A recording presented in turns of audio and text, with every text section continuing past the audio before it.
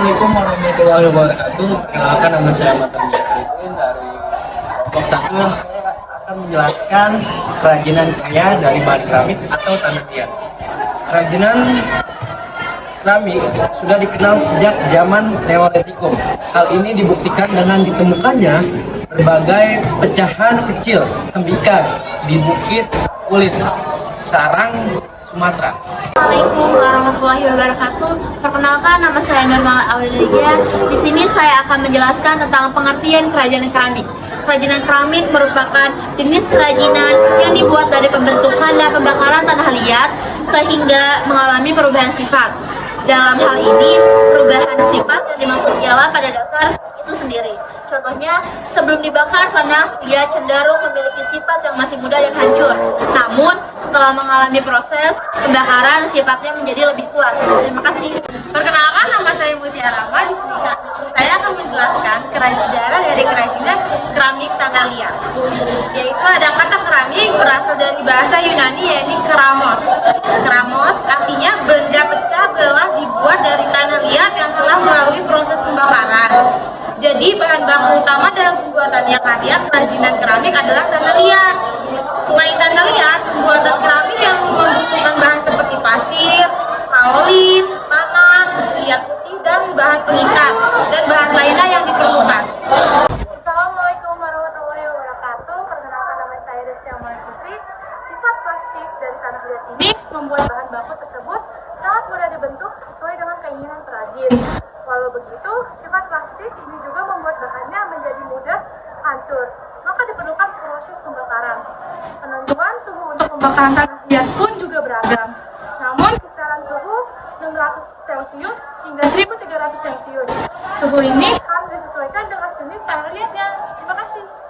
Contohnya, tanah liat yang sudah bersifat agak keras tidak perlu memerlukan suhu pembakaran yang tinggi. Sebaliknya, tanah liat yang masih agak lunak memerlukan suhu lebih tinggi untuk pembakaran. Alat produksi kerajinan keramik mulai dari bucir, kawat atau benang, pemotong, tanah, spon, rol kayu, alat pemutar kaki dan tangan. Akan tetapi alat utama yang sering kali digunakan untuk kerajinan keramik adalah tungku pembakar. Assalamualaikum warahmatullahi wabarakatuh. Perkenalkan, nama saya Listia Pratiwi. Jadi di sini saya akan menjelaskan beberapa teknik yang diperlukan untuk membuat kerajinan karya dari keramik atau tanah liat. Yang pertama ada teknik pilin. Teknik ini juga sering disebut sebagai coil. Biasanya diterapkan di atas meja putar karena perajian akan menambah pilin sedikit demi sedikit sambil memutar bentuk keramik sesuai dengan yang diinginkan. Yang kedua ada teknik pijat. Tekan, teknik ini juga sering disebut dengan pinch.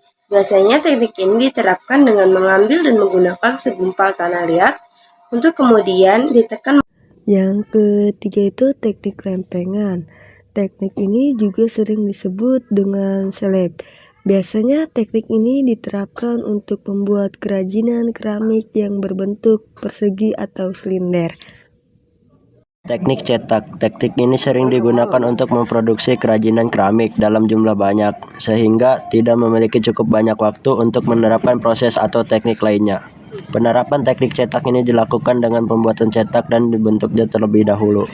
Teknik putar. Teknik ini sering digunakan untuk memproduksi kerajinan keramik yang berbentuk bulat atau silinder. Teknik putar sudah sering diterapkan oleh para pengrajin keramik.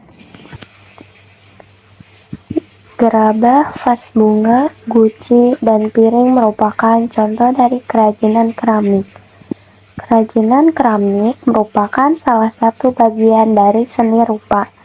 Keramik sendiri terbuat dari tanah liat, ball clay, feldspar, kuarsa, kaolin, dan air yang dibakar dengan suhu tinggi.